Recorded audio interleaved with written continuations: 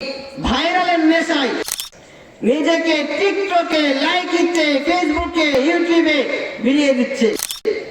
আর একদল যুবক ভাইয়ারাও ফানি ভিডিওর নামে নোংরামি, বেহায়াপনা, বেলাল্লাপনা, লজ্জা থাকা উচিত।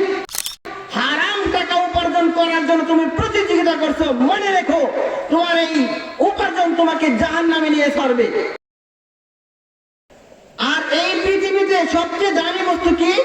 রাসূল সাল্লাল্লাহু আলাইহি ওয়াসাল্লাম বলেন, আদ-দুনিয়া মাতা, গোটা দুনিয়া হলো সম্পদ।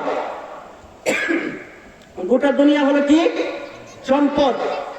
এই সম্পদের মাঝে সবচেয়ে দামি সম্পদ, সবচেয়ে উত্তম সম্পদ হলো একজন নেককার স্ত্রী। সেই দামি সম্পদের কথা ভুলে গিয়ে এত মর্যাদা ইসলাম দিয়েছে, এত দাম ইসলাম নারীকে দিয়েছে, সেই দামের কথা ভুলে গিয়ে নিজেকে টিকটকে, লাইকিতে, ফেসবুকে, এমনি ভাবে ইউটিউবে বিলিয়ে দিচ্ছে। আর একদল যুবক ভাইয়ারাও এই ভাইরালের নেশায়, হারাম উপার্জনের নেশায় ছুটছে, অবিরত ছুটছে। ফানি ভিডিওর নামে নোংরামি, বেহায়াপনা, বেলাল্লাপনা, এইরকম ভিডিও বানিয়ে বানিয়ে ফেসবুকে আপলোড দিচ্ছে। কেন? টাকা উপার্জন হবে। লজ্জা থাকা উচিত।